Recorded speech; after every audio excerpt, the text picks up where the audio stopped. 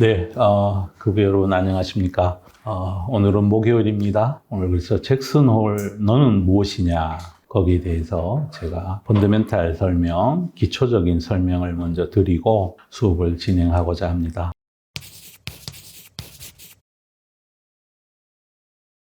여기 그림이 한 장 있어요. 이게 챗GPT-4 옴니가 그려준 잭슨 홀 도시의 모습이에요. 딱 보면 이제 금방 떠오르시죠? 그냥 시골 동네구나. 그러니까 우리로 치면 뭐 읍소재지 정도 되는 아주 작은 동네고요. 여기는 와이오밍 주에 있습니다. 와이오밍 주는 미국의 중서부에 해당하죠. 작은 도시예요. 그럼 여기에서 왜 그 미팅이 열리느냐? 역사를 거슬러 올라가면 1978년도부터 각국의 중앙은행장들 그리고 재무부 장관들 이런 사람들이 모이기 시작했는데 유래를 보면 참 재밌어요.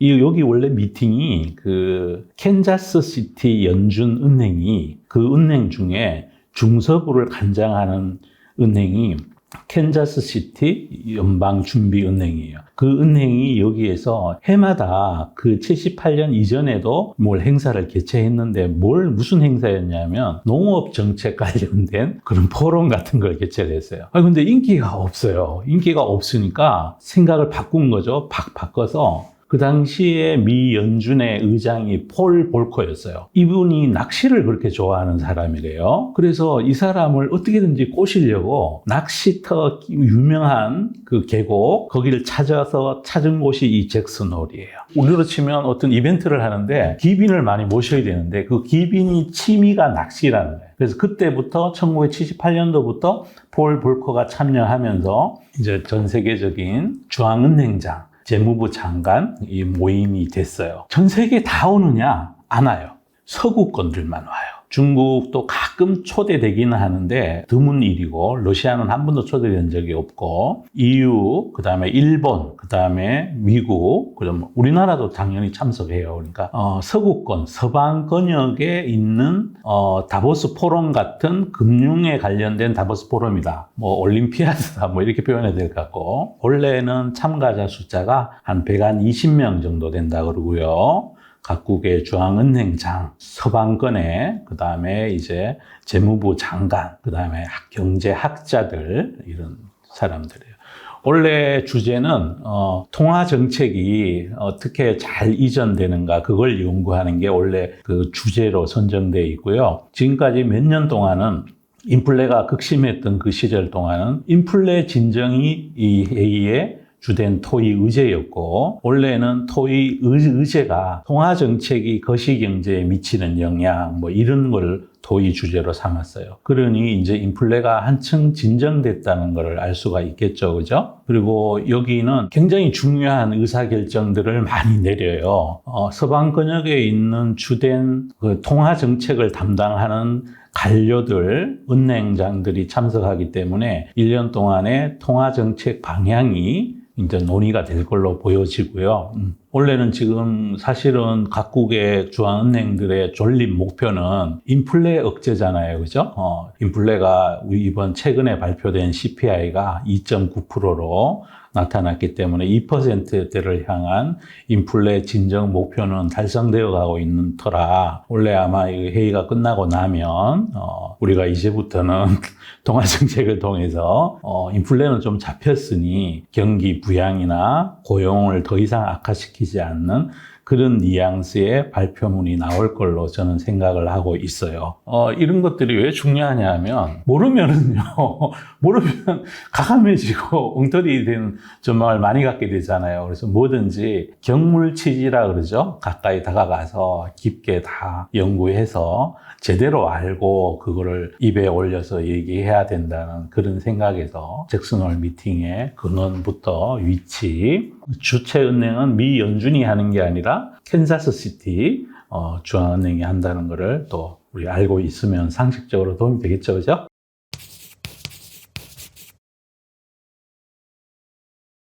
굉장히 중요하죠. 모든 자산 가격은 화폐로 표현되잖아요. 우리가 싸다, 비싸다 논쟁을 하는 거에는 그 제한할 서비스가 가지고 있는 본질적 가치를 뭔가 화폐로 매겨야 돼요. 그죠? 화폐로 매겨야 되는데, 그 서구권은 이제 시장 경제를 존중하는데, 그 한편으로는 중앙정부가 이제 전체적인 인간의 욕망과 공포를 다스려야 되는, 그래서 이제 너무 뜨거우면 오오오 해야 되고, 너무 위축되어 있으면 쓰담쓰담해서 북돋아 줘야 되니까, 그거를 서방권 전체의 돈값의 향방을 정하는 거예요. 그러니 여기에서 앞으로 우리가 돈값을 떨어뜨릴게요, 이렇게 만약에 어나운스가 되면 실물자산 가격이 올라가야 되겠죠, 그죠? 그리고 또 각 나라의 운명하고도 관련이 많겠죠. 여기는 뭐 관세나 이런 걸 논하는 자리는 아니니까 오직 그 통화 정책에 대한 것들을 기조를 향후 1년간의 기조를 정하는 거니까, 통화가 뭐예요? 우리가 싸다 비싸다 논쟁하는 그 돈이잖아요. 돈값 스스로를 비싸게 매길 거냐, 금리를 올릴 거냐, 통화량을 늘릴 거냐, P와 Q 두 가지 측면을 이제 기조를 정하는 회의니까 굉장히 중요하고, 여기서 한번 논의돼서 정해지고 나면 서방권 은행들이 각국의 사정들은 비록 감안해야 되겠지만 어쨌든 한 1년 동안 지속적으로 그 방향으로 움직여 가겠죠. 여기서 만약에 확장적인 그 통화 정책을 쓴다고 어나운스가 되면 한국은행도 금리를 내릴 거예요. 그럼 금리 내리면 우리나라에 또 부동산 가격이 오르겠죠, 그죠? 지금도 꿈틀거리고 있지만 하늘에도 영향을 미칠 거고, 지금은 원화가 미국이 금리를 먼저 내린다는 이유로 인해서, 또 하나는 한국은행이 금리를 내리고 싶어도 부동산 때문에 못 내릴 거다라는 전망이 있으면서 원화가 일시적으로 강세로 가 있지만, 결국 또 한국은행이 또 금리를 내릴 거예요. 안 내릴 그 이유가 없는 거죠, 그죠? 그러니까 굉장히 중요한 거죠. 돈값의 향방을 결정짓는 거니까, 서구권에, 서방권에 있는 모든 나라들의 통화 정책을 그 기조를 정하는 거죠. 그러니까 매우 중요해요. 예. 근데 사실은 이미 이제 많이 반영되어 있는 거죠. 이 통화 정책은 어떤 중앙은행들도 사실은 독립적으로 의사결정을 하는 게 아니라 지표에 순응하죠. 지표는 계속 발표되잖아요. 그죠? 발표되니까 이제 가격에는 상당히 많이 반영되고 있는 중이다, 이렇게 보시면 좋을 것 같고요.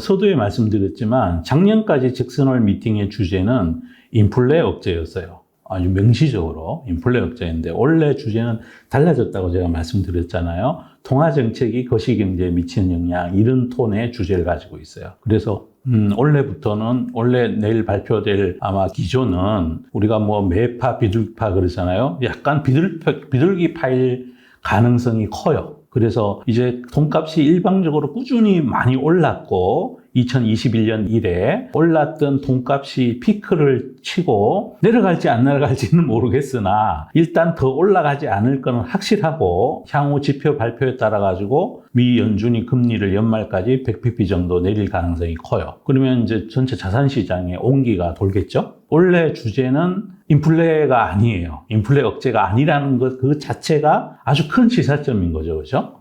그렇게 보시면 될 것 같아요. 아마 증시의 섹터별 부침도 따라서 또 영향을 받고 이럴 거예요. 그러면 이제 성장주들, 우리 시장에도 최근 들어서 보면 뭐 바이오 주식들이 이런 것들이 번쩍번쩍 하잖아요, 그죠? 펀더멘탈이 전개되는 거하고는 관련 없이 그냥 이제 플랫폼 주식들이 또 강세를 가지고 기술주들이 강세를 가지게 되는 배경이 여기에 유래한다고 보시면 될 것 같아요. 네.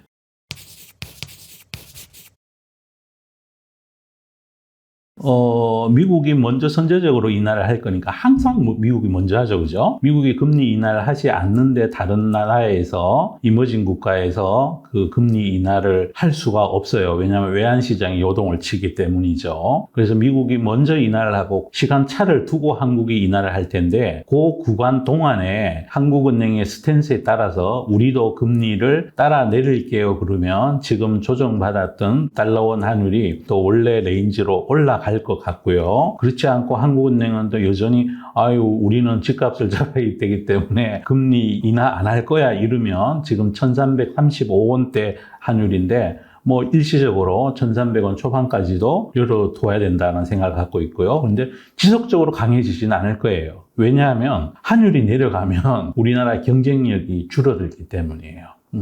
그러면 저절로 우리 제품보다가 경쟁하고 있는 일본이나 중국산 제품의 가격 경쟁력이 높아지게 될 것이고, 그러면 우리 수출 실적이 나빠지게 될 것이고, 그러면 경상수지가 나빠질 거고, 경상수지가 나빠지면 금리 차이만큼이나 중요한 하늘 변동 요소 중에 하나가 경상수지 규모거든요. 그런 측면에서 봤을 때 일방적으로 원화가 계속 강해진다고 전망하기에는 다소 무리가 있고, 지금 현재 이미 1,380원대 갔던 환율이 1,335원대로 지금 조정을 받아 있기 때문에 이거는 미국이 금리를 먼저 인하할 것을 이미 반영하고 있다. 웬만큼 반영하고 있기 때문에 한국 경제에 가장 펀더멘탈로 크게 영향을 미치려면 첫 번째 이전 경로는 거시경제가 나빠지는 거죠. 그죠? 우리 거시경제가 나빠지는 가장 큰 원인이 되는 것들이 환율이죠. 그죠? 환율이 증시 내에도 보면 환율이 지금 조금 원화가 강세로 가면서 자동차 섹터라든지 수출주들이 주가가 좀 조정을 받고, 그 대신에 가장 이제 환율이 떨어졌을 때 혜택을 보는 기업이 어떤 기업일까요? 우리는 에너지를 100% 수입하잖아요. 그죠? 그런 그 수입을 많이 하는 기업들의 펀더멘탈에 대한 우려가 조금 줄어들겠죠. 그죠? 그런 영향일 거예요. 그래서 거시경제에 미치는 영향은 잭슨 홀 미팅에서 금리를 인하한다 그랬을 때 환율이라는 매개 변수를 통해서 우리 경제에 영향을 미칠 거고, 지속적으로 원화가 강해진다면 우리 경제 펀더멘탈은 약해지겠죠. 그렇게 보는 게 맞고요. 다만 그렇기 때문에 지속적으로 환율이 내려가지 않는다는 거예요. 그래서 일부 반영이 됐고, 현재 우리 그 6월까지 상반기 수출 실적이 굉장히 좋고, 7월 달 수출 실적도 무역 수지가 좋잖아요. 반도체가 전년 대비해서 50%나 증가해 있고, 또 반도체 증가는 환율하고 관련 없이 AI 때문에 증가한 거라서 뭐 잭슨 홀 미팅이 우리 경제 펀더멘탈에 직접적으로 많은 영향을 끼친다고 그렇게 가정하기에는 다소 무리가 있고, 혹시 그게 전염된다면 환율이라는 매개 변수를 통해서 우리 경쟁력에 영향을 미칠 수 있다. 환율 굉장히 중요해요. 한 나라의 거시경제에 있어서. 특히 우리나 일본, 중국 같은 이제 내수 소비보다가 수출이 GDP에 차지한 영향이 큰 나라들은 환율이 강해지면 그 견뎌낼 재간이 없어요. 이건 전쟁이에요. 전쟁이라고요.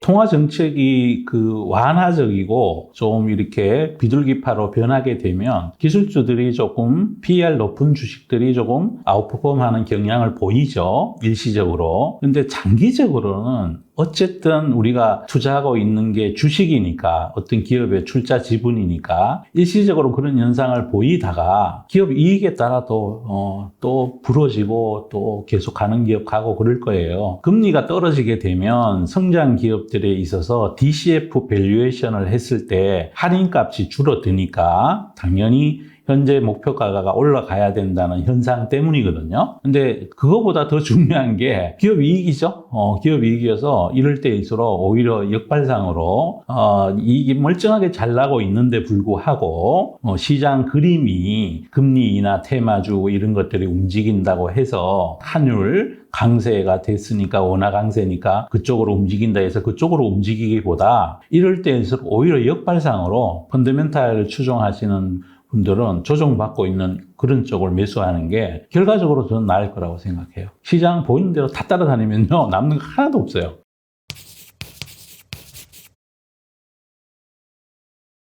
AI는 이거는 큰 기술의 혁신이죠. 혁신이기 때문에 AI는 뭐 금리 영향을 뭐 많이 받거나 그러지 않을 것 같고요. 우리나라에서는 AI 관련된 기업은 반도체가 거의 대부분이죠. 나머지 소프트웨어 기업들은 뭐 크게 우리나라는 없다시피 한 거고, 다만 이제 반도체 기업들은 또 환율 이렇게 되니까 환율 효과 때문에 어떨까 싶어가지고 조정을 받고 그러고 있는데, 오히려 이제 진입 기회이지 않을까 저는 그렇게 보고 있어요. 미국에 있는 AI 그 소프트웨어 기업들은 이번 잭슨 홀 미팅 끝나고 나서 정말 그 완화적인 방향으로 가게 되면 플랫폼 기업들이 많이 오르겠죠. 좋을 것 같아요.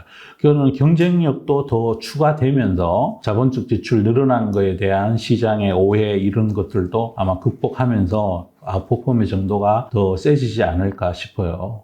AI는 거스를 수 없는 대세예요. 부침이 있을 수는 있겠죠, 그죠? 우리 인터넷 산업도 부침이 있었고, 어떤 기업들을 골랐느냐에 따라서 망해버린 기업도 많겠지만, 승자 테이크 올이라 그랬으니까, 여기서 잘하고 있는 몇 개의 기업들로 투자를 함축해서 가시면, 진짜 인생의 어떤 큰 기회일 수 있죠? AI 이제 시작한 지 이제 2년도 안 됐는데요. 뭐, 이제 애기예요, 애기. 애기란 말이에요.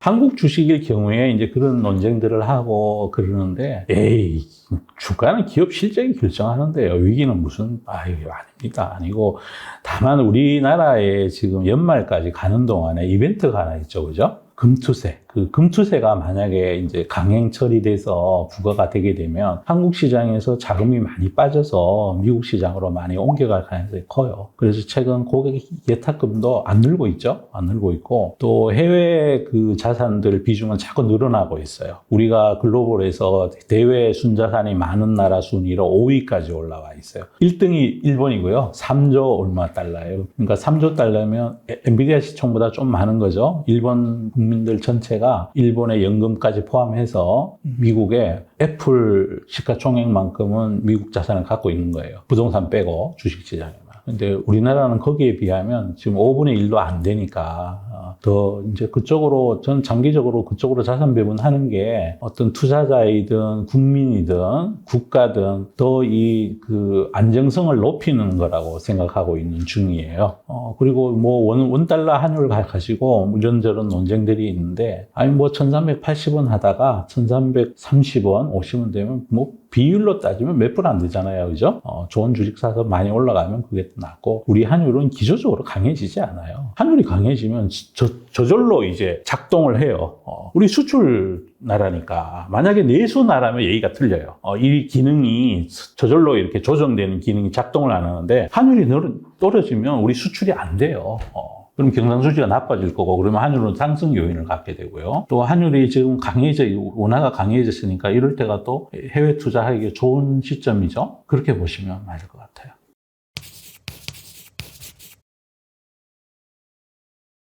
이제 지속적인 인플레 환경에서는 이제 전 세계가 벗어나고 있어요. 그래서 과거에 고금리에 시달리던 그런 시절은 지나가고 있으니까 이제 좀 어깨 펴시고, 그래도 어떤 경우에도, 나중에 시간이 흘러가고 나면 주가는 펀더멘탈에 수렴해요. 펀더멘탈이 뭐냐면 기업의 이익이에요. 그죠? 우리는 또 밸류업 정책을 하고 있지 않습니까? 밸류업 정책이라는 게 그걸 하려면 기업이 돈을 벌어야 돼요. 돈 벌지 않는데 밸류업을 할 수도 없는 거고. 그래서 이럴 때일수록 테마주 왔다 갔다 하지 마시고 오히려 조정받고 있는 이익 잘 나는 기업들 그런 쪽으로 조금씩이라도 그쪽으로 자꾸 가시고, 우리나라는 그 일일 매매 거래 대금의 58%가 당일 매매래요. 그래서 올라도 오른 게 아니고 내려도 내린 게 아니에요.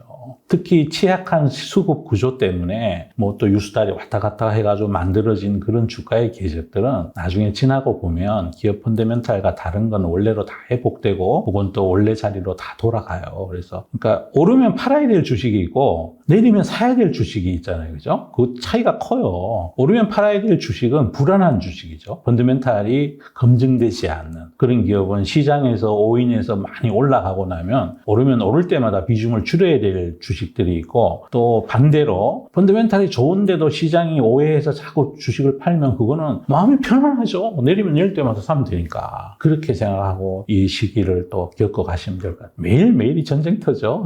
주식시장이라는 게. 참 투자가 어렵습니다. 여러분 진짜 어려운 게 투자고요. 우리 그럼에도 불구하고 이 투자 시장에서 제일 범하기 쉬운 오류가 뭐냐 하면 많은 투자가분들이 자기가 선수라고 알고 있어요. 그 주식 관련해서 모두가 박사야.